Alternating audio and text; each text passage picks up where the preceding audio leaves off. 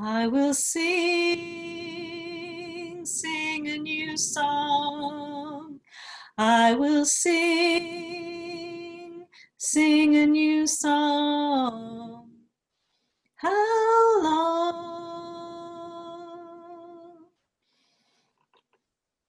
Perhaps those of you who were listening to popular music in the 80s and 90s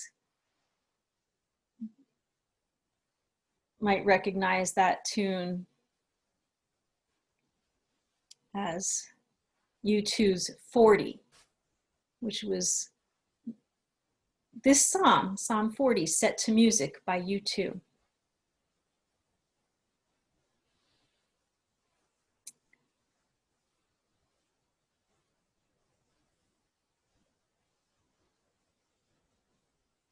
Is there a new song in your mouth, even in the midst of these challenging times?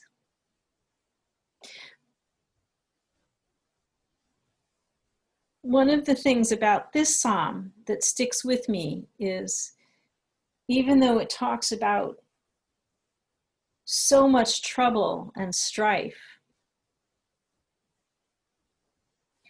and waiting eagerly for Lord. Now, you might have a translation that says, I waited patiently for Lord. The word doesn't mean patiently. That's not a good translation. It's eagerly. I waited for rescue. There was stuff going on and I waited.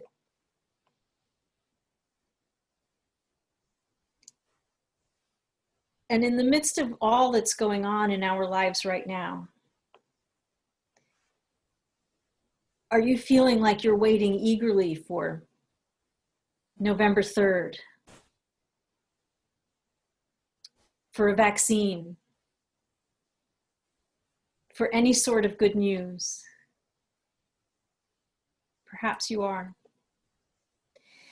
But then the psalmist said, God inclined God's ear and heard me and listened and steadied my feet on a rock and put a new song in my mouth, a new song.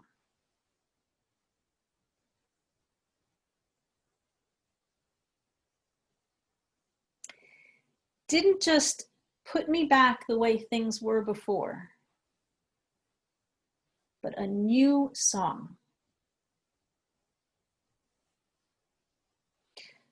We are in challenging times, and we've been doing a lot of resetting. Our last meeting in person, our last in-person worship was on March 8th. That was a while ago. And at that time, we thought, well, maybe we'd just be out of the sanctuary for a few weeks, and then we would be back to normal.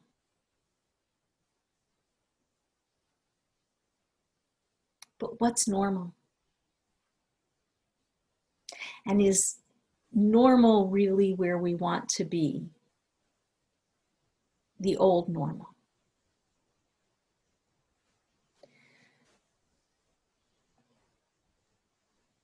So while everything is all topsy-turvy, we have an opportunity to re-examine so much and to reset. In the world that we would like to build. Now, none of this is happening in a vacuum. So many things are going on at once.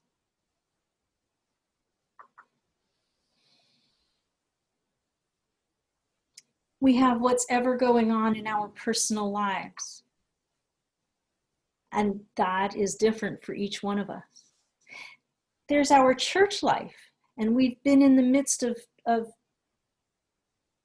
change and conversation in our church life. And we have real discussions to be had about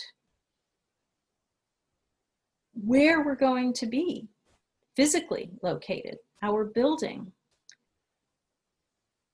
our structure, how we want to be as a church community together.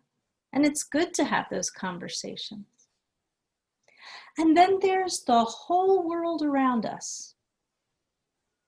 Our church in communication, in relationship with the wider Unitarian Universalist Association, and change that's happening in the UUA, and in the wider world, our government, our nation.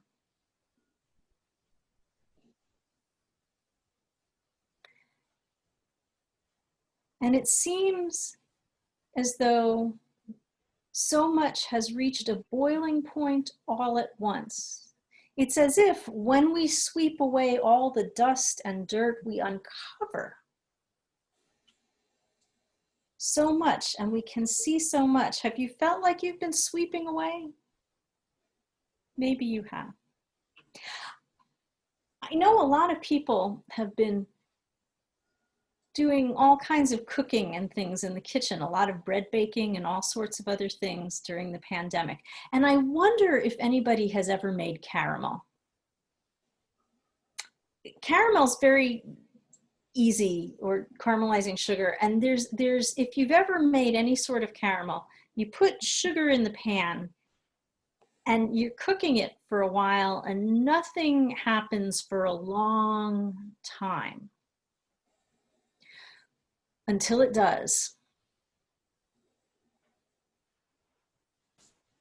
And then it's like it happens all at once. It reaches a certain temperature and it becomes caramel. There it is, all at once. And it's not going to go back to sugar. It might crystallize a bit on the surface, but you can't turn it back into regular white sugar again. Now it's caramel.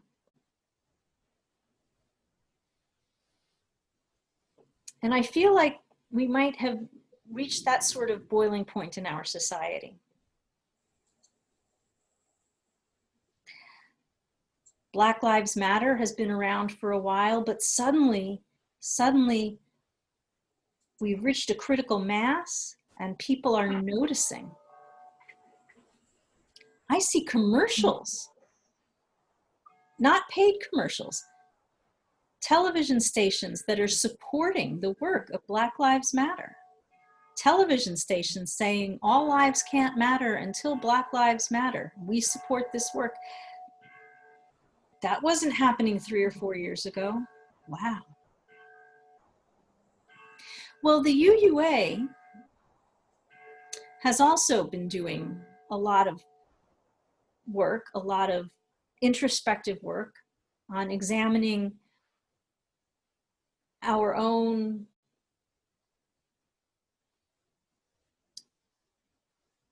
business as usual, our own preconceived notions, our own systems of white supremacy. That doesn't mean aspirational white supremacy, you understand, but it means the culture of white supremacy that has just pervaded everything and allowed things to go on without any real examination for a long time. And in 2017 created the Commission on Institutional Change. And this book was finally published, the result of their work, in June, Widening the Circle of Concern. Report of the UUA Commission on Institutional Change, which has lots of good recommendations in it. And every congregation in the UUA has received a copy. This is my personal copy, and there's a copy at the church as well. I encourage everyone to read it. It's available online also. I encourage everyone to read it and understand what our whole association is wrestling with and working through. And I'm going to ask Sue to read a poem that's in the Commission's report. There is a poem in there, and I'd like Sue to read it now. Okay, thank you. Bible Defense of Slaver is by Frances Ellen Watkins Harper. And this was published, as Pastor Madeline said, in Widen the Circle of Concern, the report by the UUA Commission on Institutional Change. Now, this poem was written on the eve of the Civil War. The author was both African Methodist Episcopal and Unitarian.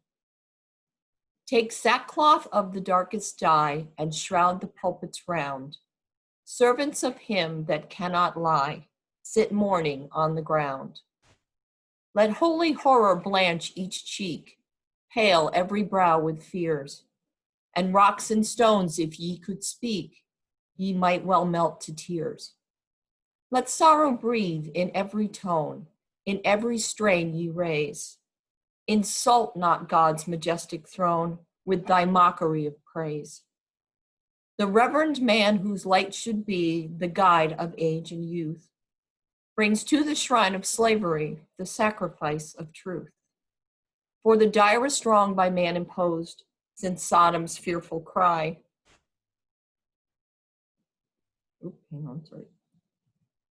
For the direst wrong by man imposed, since Sodom's fearful cry, the words of life have been unclosed to give your God the lie. Oh, when we pray for heathen lands and plead for their dark shores, remember slavery's cruel hands make heathens at the doors.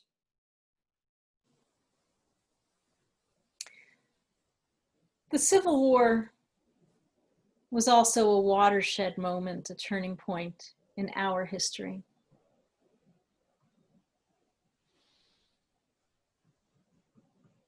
There was a new normal after the Civil War, in some ways, and in some ways not.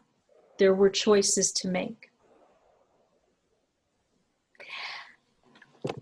How do we want to move forward? Do we want to cling to the past, to grasp at things we like because we like them and refuse to sweep away, refuse to remove all dust and remove all dirt out of fear? I understand that. Or will we be willing to make a bold move?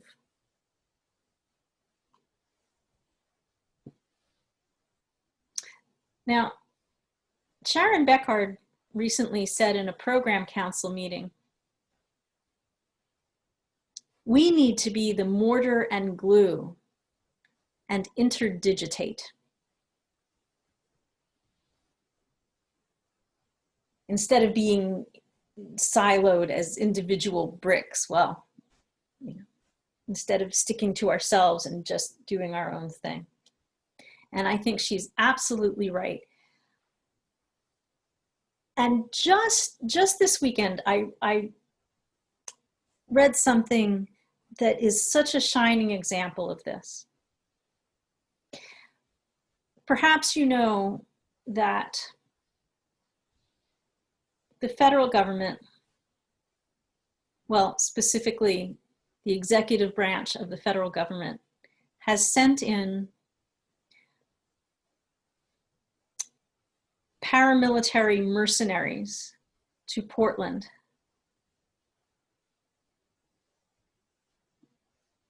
to shut down a Black Lives Matter protest, to pull people off the streets. They've been beating people. They've been arresting people without cause or without right, quite possibly.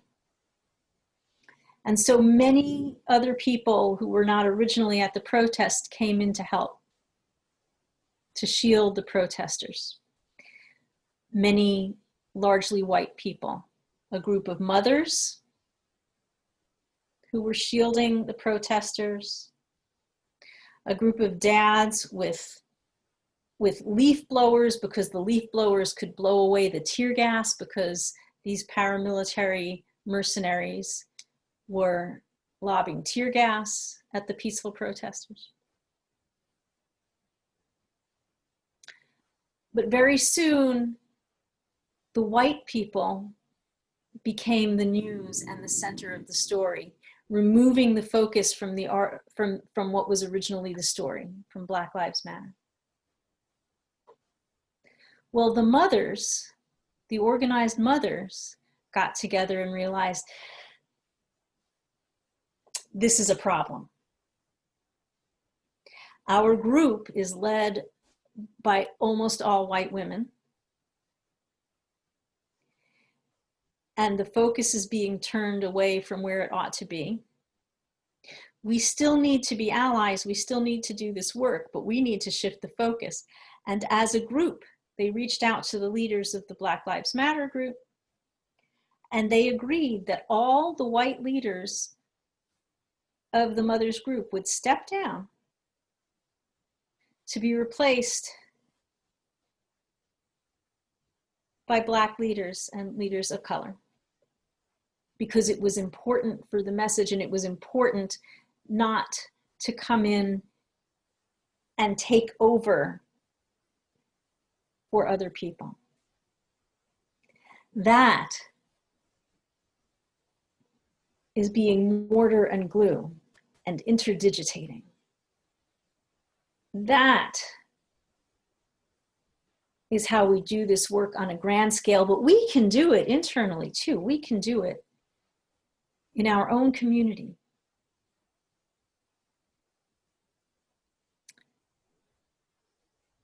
So I ask you again, how will we do this work together? We have opportunities here. Oh yes, things are still very scary. We still don't have a vaccine. Progress is being made. We still don't know what's going to happen in November. But we can work together. We can work for a better future.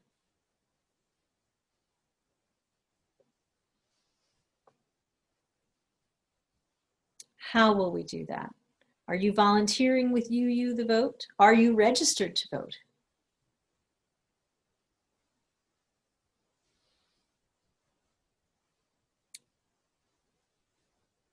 Have you been calling your representatives to let them know what you think?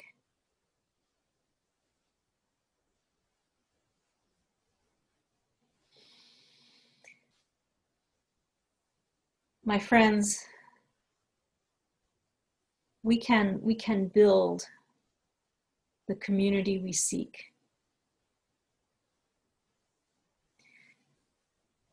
We must envision it,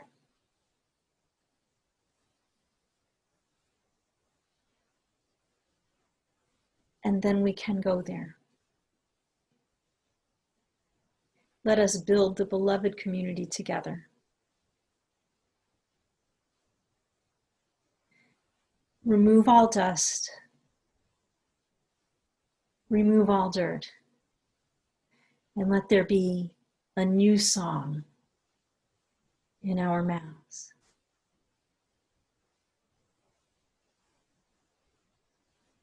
Namaste.